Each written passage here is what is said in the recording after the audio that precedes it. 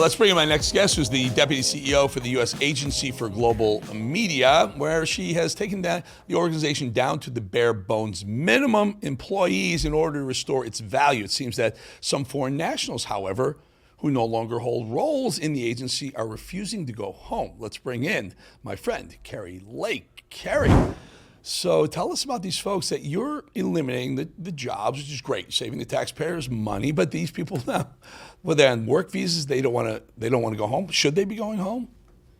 Well, this program should have never started to begin with. We should have never been doing a J-1 visa program, bringing foreign journalists in. There's a different visa to bring journalists in.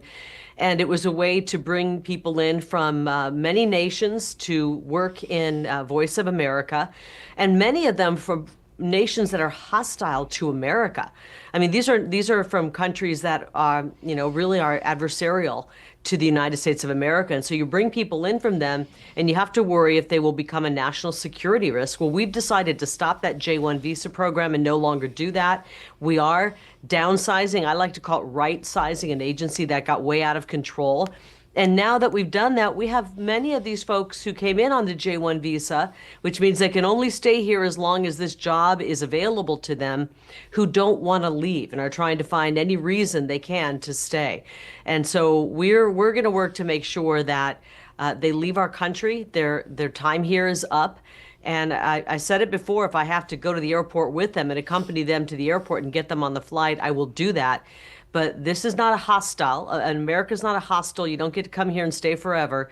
When your job is up, it's time to go home, and that's exactly what we're pushing right now. I don't know. Maybe call me crazy. I was there, but maybe Alligator Alcatraz could house them for a few weeks before they get some. They might change their mind about sticking around. Just a thought, Kari. You know what? That's how ICE. If you overstay your visa, ICE is going to find you, and they will find you in this case as well. I just like them to hang out in the Alligator Alcatraz for a little while, teach them a little bit of a lesson. Again, you punish some bad behavior, you stop having the bad behavior, generally speaking, that is. This other story, Kari, this kind of ticks me off quite a bit. Ruben Gallega, the senator from the state, Arizona, that you lived in, has now done something that Adam Schiff has done, and we believe Letitia James has done, used the tax code to their advantage, lied about their primary residence, and got some sort of sweetheart loan and agreement deals illegally, right? Mm-hmm. I remember covering this. I ran against this guy in the Senate race, and the media just ignored the story. When he applied for his application for a mortgage in Arizona, he said Arizona was his main residence. When he applied for one in D.C., he said D.C. is his main residence.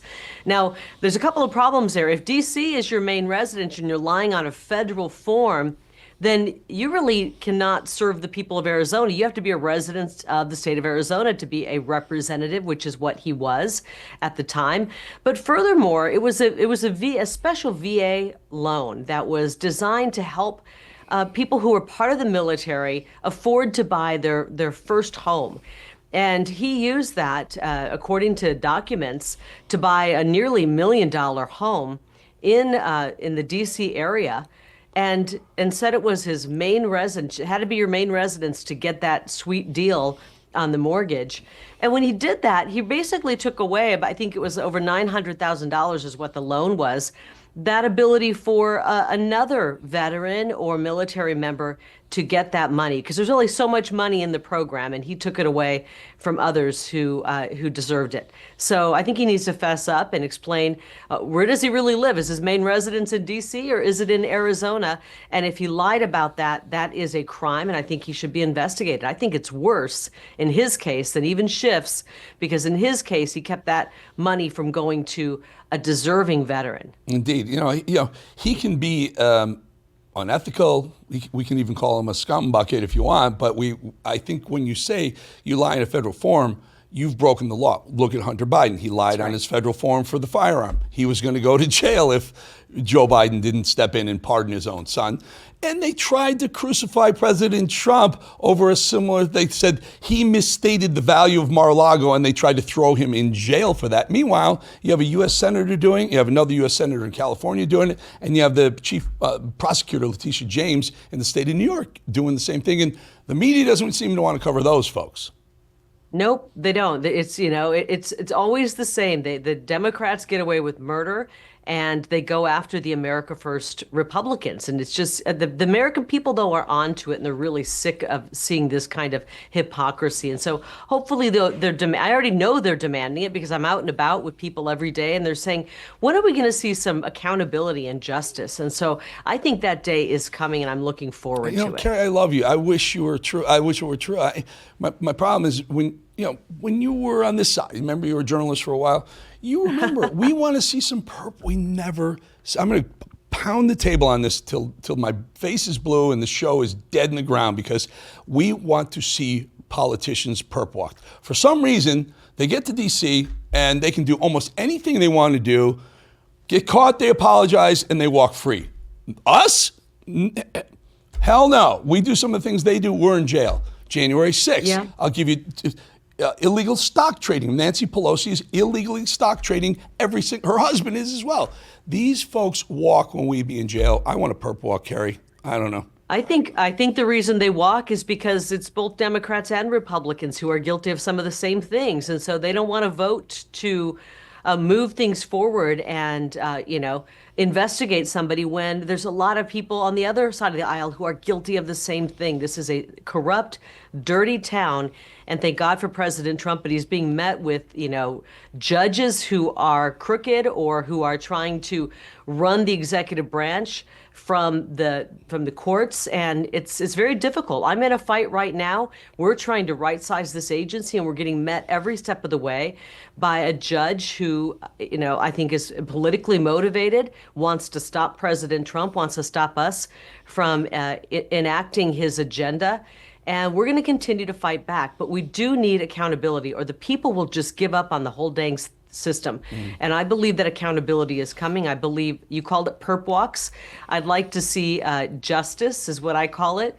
And that means if you've been found guilty, if you've done something wrong, you're investigated and you're actually sentenced to time. And I think it's going to come starting with maybe even potentially Barack Obama. Expand on that.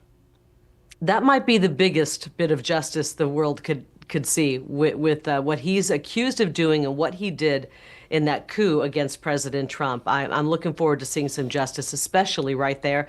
And frankly, I'd like to see justice when it comes to our elections, our rigged elections dating back at least to 2020, possibly earlier, and all of the shenanigans in our elections across the country. We need to see justice for that. We need to see people who cheated in elections prosecuted and thrown in jail for what they've done. Yeah, I love to see it. I think with what Trump arranged and figured out with the Supreme Court, not arranged, but figured out with the Supreme Court, there is some sort of presidential immunity that would probably apply to Obama as well. But it doesn't apply to Hillary Clinton because she was never president, much to her own disbelief. She was never actually elected president. So I would lock her up. Let's start with that. That would be a great perp walk because she was complicit, maybe even conspiratorial in the exact thing you talked about Obama. Kari, great having you. Really good to see you, my friend. Good to be on with you as well, Eric. And we will see you again soon. Keep doing the great work, everyone. Kari Lake, everybody.